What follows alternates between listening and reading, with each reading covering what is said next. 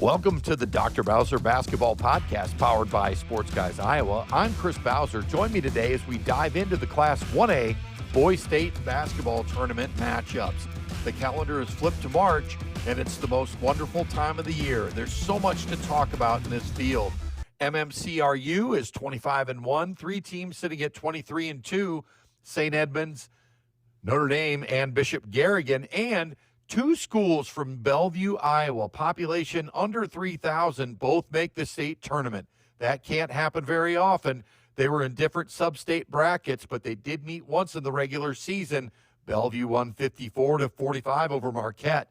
Bellevue is seeded 5th, and Marquette is seeded 6th. So if a little magic could happen, they could meet for the state title.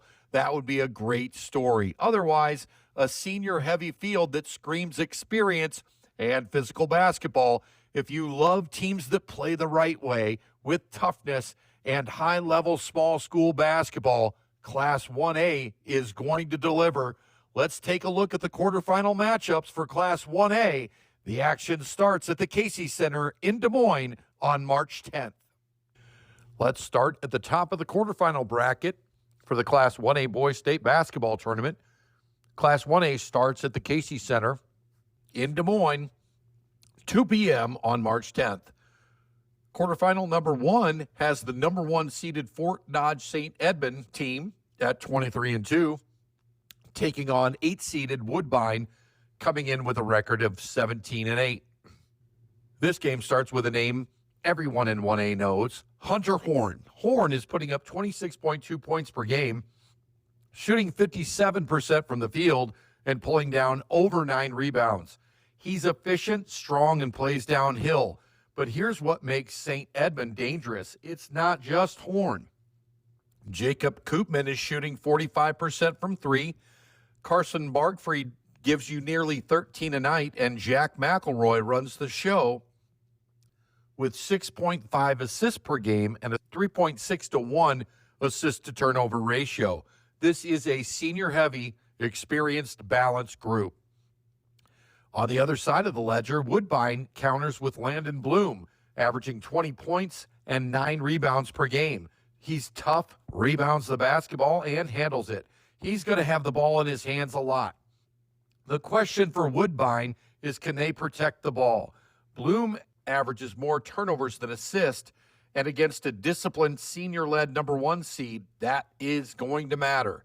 My prediction for the game, I think Woodbine competes early and keeps it close, but St. Edmund and their experience, ball movement, and efficiency take over in the second half. I'm going to make the prediction that St. Edmund protects its number 1 seed and moves on to the semifinals. Moving on to the second quarterfinal, number 4 seed Burlington Notre Dame, coming in with a record of 24-2, takes on the Bellevue Comets at the number 5 seed with a record of 22-3. This might be the best first-round matchup of the day. Let's start with Burlington Notre Dame because Shea Stevens is ridiculous. 24.5 points per game, 61.6% from the field, 9.2 rebounds, and 6.6 assists. He does everything, and he does it efficiently. And he's not alone. Griffin Keys is shooting 40% from 3. L.J. Harris leads Notre Dame on the glass with senior leadership everywhere. Turning our attention to Bellevue, they could be the most balanced team in the bracket. They don't have a 25 per game point scorer, but they do have 3 seniors in double figures. Kashawn DeShaw, 13.2 points per game, is also shooting 50% from the three-point line. Spencer Abbott comes in averaging 11.7 points per game, and Cameron Castle averages 10.2 points and 4 assists per game. They're balanced, they rebound the ball well, and they love to share it. This feels like a tempo game. If Notre Dame controls pace and feeds Stevens in rhythm, they could be tough to beat. If Bellevue turns it into a grind and spreads the scoring, I think it's a toss-up. My prediction, I think this game stays close, and I lean towards the last possession or two matters. And I've got Bellevue upsetting the number 4 seed and moving on to the semifinals. Turning our attention now to quarterfinal number 3, we've got the 2 seed MMCRU coming in at 25-1, taking on the 7th seed Boyden Hull with a record of 18-7. MMCRU might quietly be the most complete team in the bracket, and for the geography fans, I need to say that MMCRU does stand for Marcus, Meriden, Cleghorn, Rebson, Union. They don't overwhelm you with one guy, they overwhelm you with balance. Camden Borg averages 15.6 points per game on 63% shooting. Wyatt Alish is nearly 40% from three. Three players are averaging over 4 assists per game, and they have an excellent assist-to-turnover ratio across the entire team. They love to move the basketball, they share it, and they make good decisions. On the other side, Boyden Hull brings something interesting, rebounding. Garrett Van Ness is pulling down 12.6 rebounds per game. That's huge at the high school level. Carter Klein-Wolterink gives you 18 per game, and if they can hold opponents to one and done, they're capable of going on big runs. But MMCRU is 25-1 for a reason. They're balanced and disciplined. My prediction is Boyden Hull doesn't make MMCRU one and done and then dominate on the glass. MMCRU's balanced scoring attack wins out. I predict MMCRU advances to the semifinals.